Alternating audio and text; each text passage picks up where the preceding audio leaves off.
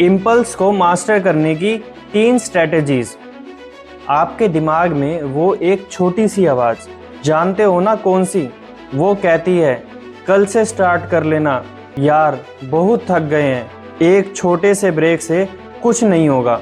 ये आवाज़ है आसान कंफर्ट की, और हर बार जब हम इसकी सुनते हैं हम खुद से किया एक छोटा प्रॉमिस तोड़ देते हैं। खुद पर जो हमारा ट्रस्ट है वो धीरे धीरे कम होने लगता है, और हम जो हैं और जो बनना चाहते हैं उसके बीच का गैप थोड़ा और बढ़ जाता है। लेकिन सोचो, अगर आप उस आवाज़ से लड़ने के बजाय उसके साथ काम करना सीख लें तो। आज हम ऐसी ही 3 पावरफुल स्ट्रेटजीज़ के बारे में बात करेंगे जो आपको अपने इम्पल्स मास्टर करने में, रियल डिसिप्लिन बनाने में और फाइनली वो चीज़ें करने में हेल्प करेगी जो आप कहते हैं कि आप करेंगे। Section 1, the enemy inside. अपने इम्पल्स को समझें। कैसे करना है उस पर आने से पहले हमें यह समझना होगा कि यह है क्या। इस फाइट को जीतने के लिए आपको अपने अपोनेंट को जानना ज़रूरी है। काफ़ी टाइम तक साइकोलॉजी में एक पॉपुलर थ्योरी थी जिसका नाम था ईगो डिप्लीशन। इसका आइडिया जैसे रिसर्चर रॉय बाउमाइस्टर ने शुरू किया था। यह था कि आपका सेल्फ कंट्रोल एक मसल जैसा है। जैसे जैसे आप इसे दिन भर इस्तेमाल करते हैं यह थक जाता है, और इस वजह से आपके इम्पल्सिस को हाँ कहने के चांसेस बढ़ जाते हैं। हालांकि इस पर साइंस अभी थोड़ी कॉम्प्लिकेटेड हो गई है। लगभग 2011 से कई बड़ी स्टडीज़ इस इफ़ेक्ट को बार बार रिप्रोड्यूस करने में फेल हुई हैं। इस रेप्लिकेशन क्राइसिस ने कई साइकोलॉजिस्ट को यह सवाल करने पर मजबूर कर दिया है कि क्या विल पावर सच में एक ख़त्म होने वाला मसल है, या यह हमारे मोटिवेशन, अटेंशन और बिलीव्स में होने वाला बदलाव से जुड़ा है। लेकिन असली क्यों? जो भी हो, हम सब ने यह महसूस किया है, एक लंबे फोकस्ड काम के दिन के बाद जंक फूड को ना कहना या जिम जाने के लिए खुद को तैयार करना बहुत मुश्किल हो जाता है। आपका ब्रेन का impulse control headquarters pre frontal cortex self regulation के इस बाहरी काम के लिए रिस्पॉन्सिबल है, जबकि दूसरे हिस्से जैसे एंटीरियर सिंगुलेट कॉर्टेक्स कॉन्फ्लिक्ट्स और गैल्टियन को मॉनिटर करने में मदद करते हैं। प्री फ्रंटल कॉर्टेक्स ही है जो शॉर्ट टर्म अर्जिस को ओवरराइड करने का चार्ज लेता है। जब यह थक जाता है तो आपका ब्रेन सबसे आसान रास्ता चुनता है, शॉर्ट टर्म कंफर्ट। यह कोई मोरल कमी नहीं है, यह आपके ब्रेन में जो एनर्जी बचाने की कोशिश कर रहा है। तो डिसिप्लिन का राज ज़्यादा विल पावर रखना नहीं है, बल्कि अपनी एनर्जी और मोटिवेशन को ज़्यादा स्ट्रैटेजिकली मैनेज करना सीखना है।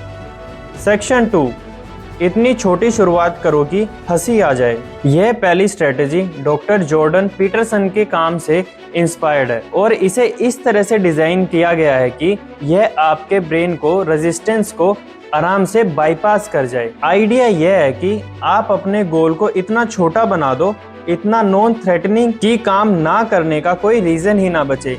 जब कोई टास्क बहुत बड़ा लगता है तो आपका ब्रेन बहानों के साथ फाइट बैक करना पसंद करता है। 1 घंटा जिम, टाइम ही नहीं है, 1000 वर्ड्स लिखने, इंस्पिरेशन ही नहीं आ रही।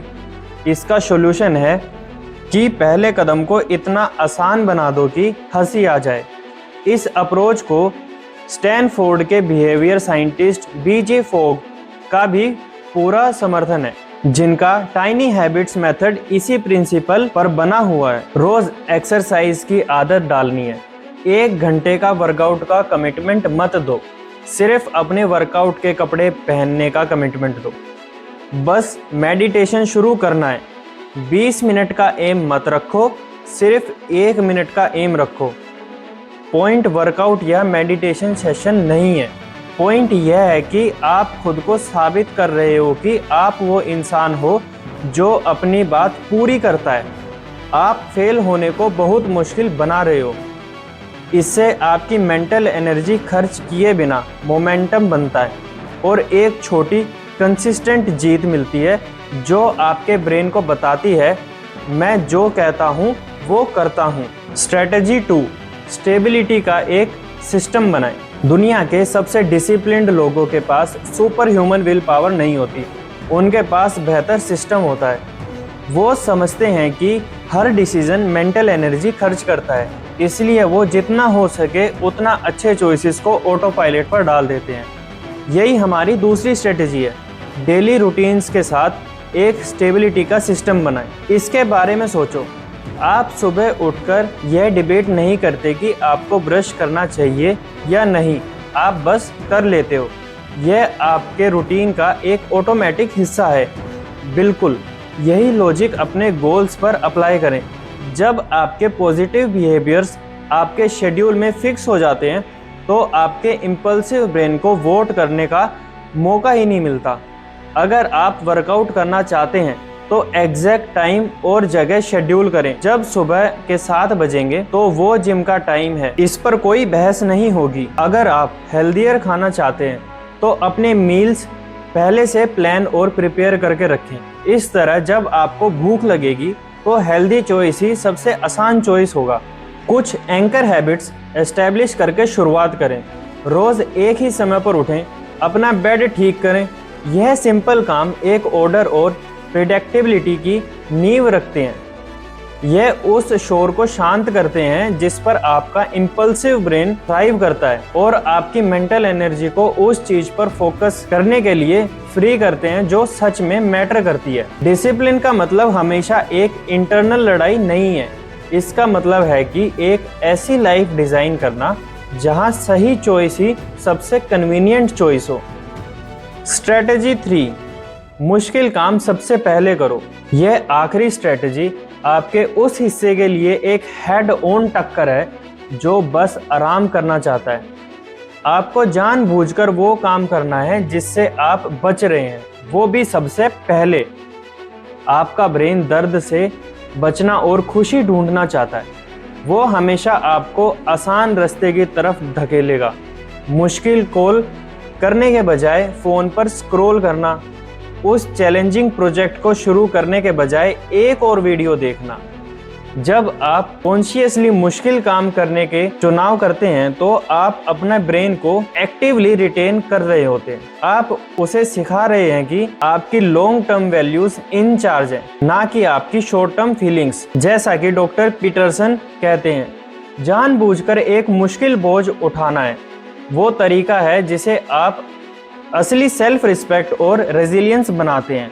तो उस एक काम को पहचानिए जिसे आप हमेशा टालते रहते हैं। वो एक मुश्किल कन्वर्सेशन है, एक गंदा कर्मा, या उस प्रोजेक्ट का पहला स्टेप जिसके लिए आपको लगता है कि आप क्वालिफाइड नहीं हैं। जो भी हो, कमिटमेंट करें कि आप उस किसी और काम से पहले निपटाएंगे। अपने ब्रेन को जागने और बहाने सुनाने का टाइम ही मत दो। जब आप उस एक मुश्किल टास्क को जीत लेते हैं तो आप सिर्फ उसे पूरा नहीं करते, आप अपने साथ पूरे दिन एक जीत का पावरफुल एहसास लेकर चलते हैं जो हर दूसरे चैलेंज को थोड़ा छोटा महसूस कराता है। अब आते हैं कंक्लूजन पर। अपने इम्पल्सिस को मास्टर करने का मतलब उस आवाज़ को कुचलना नहीं है, इसका मतलब उसे समझना और उसके साथ काम करना है।